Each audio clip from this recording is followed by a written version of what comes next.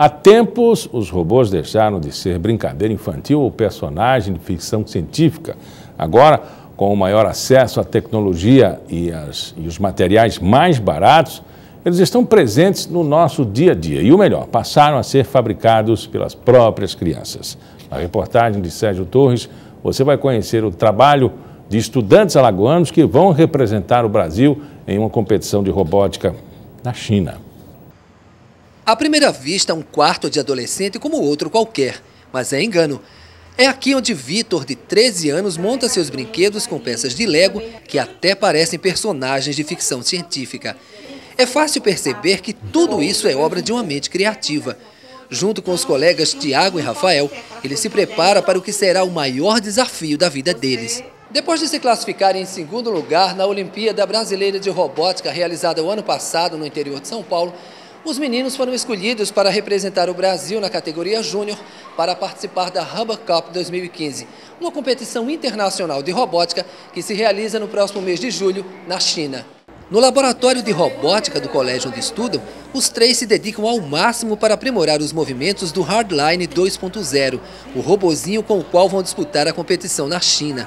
Para isso, eles contam com a orientação de uma professora qualificada. Trabalhamos o que com nossos alunos? A matemática, a física, o raciocínio lógico, a criatividade, tudo isso é despertado nos alunos de hoje com a robótica. Os pais apoiam o projeto dos garotos. O relacionamento próximo das mães facilita o contato permanente dos estudantes. A mãe de Vitor diz que desde pequeno ele já demonstrava vocação para a ciência.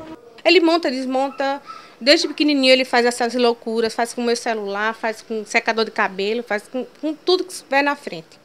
Mas ele desmonta e depois montava e funcionava tudo. Além da paixão pela robótica, os meninos são fluentes em inglês e Vitor ainda fala um pouco de alemão. Eles foram destaque no caderno de informática do principal jornal de Maceió e já ganharam várias medalhas em competições nacionais e regionais. Para viajar à China, os meninos ainda dependem de um patrocínio. Eles estão ansiosos para representar bem o Brasil em uma competição de nível internacional. Ficar em uma boa colocação, competir de igual para igual, pelo menos entre os 20, né, por causa que são 60 países. Mostrar pro mundo que o Brasil não é um país subdesenvolvido, é um país que está evoluindo e que vai ter muita chance de ganhar deles. Para falar sobre as pesquisas em robótica aqui em Alagoas, eu converso agora com o doutor em ciência da computação, André Aquino. Professor, é um estado que tem uma taxa de analfabetismo intensa, nós temos também uma linha de pesquisa em robótica com alunos que vão representar o Brasil na China. É uma disparidade muito grande, né?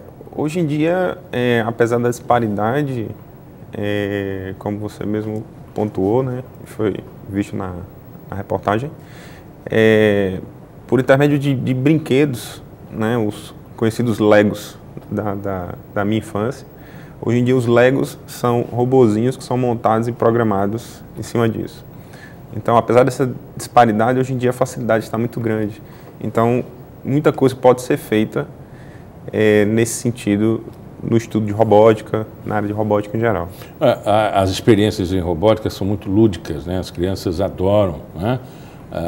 Crianças de 1 ano a 2 anos, antes de alfabetizadas, elas sabem manipular um computador, manipular um telefone, entrar em aplicativos que a gente jamais pensaria em funcionar sem antes da alfabetização, principalmente nessa era digital.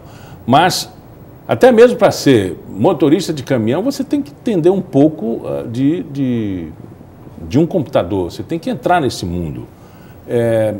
Essa coisa lúdica que é entrar nesse mundo facilita o aprendizado, ele maximiza o interesse e o resultado aparece rapidamente? Sem dúvida, né? Hoje em dia, a facilidade é tanta e a intuição das crianças e dos adolescentes é tanta nessa área, tanto por intermédio dos tablets, dos próprios computadores, internet que está aí, todo mundo usa o tempo todo, ao ponto de que a gente pode falar que mexer com algumas coisas relacionadas à robótica é brincadeira de criança, tanto que a Lego tem essa proposta. Então, a facilidade e a intuição dos garotos em cima desses equipamentos e desses brinquedinhos de robô é muito mais fácil do que há um tempo atrás, né? Professor, agora existe também uma parte que não é muito boa, ou seja, a substituição da mão de obra, né, humana pelos robôs. E aí a gente vê as fábricas, a gente vê nos terminais de banco, a gente vê... Qual é o futuro disso aí? Os filmes já apontam uma guerra, né? Sim, na verdade, assim, né, a parte ficção à parte, eu acho que não só a robótica como a tecnologia em geral, ela vem para facilitar as atividades e o que a gente tem no dia a dia. Então, quando a gente vê, sei lá, uma linha de montagem toda com robôs, né, efetivamente os robôs estão presentes nessas linhas de montagem de automóveis e similares, a gente observa mais a gente está tirando uma carga, né, de serviço duro, de serviços arriscados, de coisas de alta periculosidade para as pessoas em geral, e está trazendo mais uma questão de profissionalismo mais um pouco menos braçal e mais intelectual. Porque a partir do momento que você tem a tecnologia inserida em todos os ambientes das nossas vidas, você vai precisar cada vez mais de pessoas que tenham esse conhecimento, e isso não vai substituir, ou seja, essa ideia de que o robô, o próprio computador, vai substituir as tarefas das pessoas em geral, assim, causando um grande desemprego, etc. Isso aí eu acredito que não vem acontecer, não. Nós temos hardware e softwares que, se aliados, né, eles poderiam ser danosos à massa humana, vamos dizer assim. É verdade, né? Tudo vem para o bem, que vem para o bem pode ser utilizado para o mal também, né? Então, a própria internet, o Facebook, a gente vê aí casos de até boatos que são divulgados pelo WhatsApp, etc. Todas essas coisas atrapalham bastante e causam um transtorno muito grande, né? Mas essa tecnologia é uma tecnologia que ajuda bastante a locomoção, a comunicação e as coisas em geral. Então, sempre tem os dois lados, né? E aí cabe a nós, seres humanos, fazer o julgamento entre o que é bom, o que é ruim, e saber utilizar bem essas ferramentas. E até na guerra a gente termina tirando lições e ganhos, por exemplo, em criatividade, em novas tecnologias, em novos remédios, como nas duas grandes guerras, né? Enfim, agora, essa aplicação desse conhecimento, ele está ligado muito à inclusão digital. A novidade surge para quem já está nesse caminho. Quando é que a gente vai popularizar o estudo da robótica, a implantação de computadores em escolas públicas? Como é que o senhor vê esse avanço chegando às comunidades carentes? Bom, nesse sentido, tudo é um pouco mais lento, né? Porque para você ter a onipresença do computador como televisão, a onipresença da internet como rede elétrica e água, por exemplo, precisa ter uma iniciativa forte do Estado, né? Do governo em geral, não só Alagoas, como o Brasil e no mundo todo. E esse tipo de avanço, inclusive a gente já pode até observar, porque com o barateamento e acessibilidade dos dispositivos como celular e etc., a gente vê cada vez mais pessoas utilizando essa tecnologia e aprendendo de uma forma geral, né?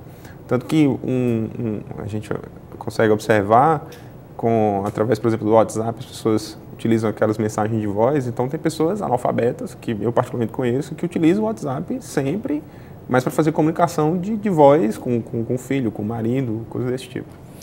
O avanço, né? Isso se dá aos poucos, realmente o senhor está coberto de razão. Mas, a partir do momento que houver um investimento, isso pode mudar. Mas, como há distâncias, né, entre países, estados e populações, eu pergunto, o sonho de ter o robô alagoano, esse está bem próximo de ser realizado ou já está realizado? O robô alagoano, a gente primeiro teria que estipular qual é a ação dele. Qual é a ação. Porque nós temos alguns protótipos, alguns robôs que fazem coisas simplistas e tal. E hoje, assim, existe uma uma certa dificuldade no entendimento em relação a algumas coisas, porque o robô é o conjunto todo, né? Desde os equipamentos, né, a parte de materiais para construir ele, desde a parte de hardware mesmo e até a parte de software, que é o que vai estar embutido nele. Então, existe a possibilidade da gente ter coisas do ponto de vista de inovação para a parte de software, né, utilizando robôs, né, que são comercializados por aí, afora, genuinamente alagoanos, porque essa parte de software é algo que não precisa necessariamente de investimento pesado, porque esses equipamentos, para você conceber ele do zero, desde os materiais até o hardware e etc., é um pouco mais complicado. Oneroso, né? Mas ele tá bastante acessível, né? Não precisa se investir tanto. Assim, para você ter um em particular, sim. Mas para você ter um projeto inovador, desde a concepção dos materiais até o software, do zero, você precisa ter um fluxo de equipamentos, porque o equipamento queima, deixa, não dá certo, e aí faz as combinações, então você tem que ter um conjunto grande de equipamentos para poder fazer um. Então, a partir do momento que você tem um, aí você consegue, né? Aquele ali pode ser barateado, mas até chegar naquele processo, aí fica um pouco mais complicado. Por isso que o Brasil, né, precisa dividir bandeiras na hora de avançar nessa questão, ou seja, dividir com a Suíça, com os Estados Unidos, com a China, até mesmo com o Japão. Senão o projeto vai morrer ali? Dividir a bandeira, claro.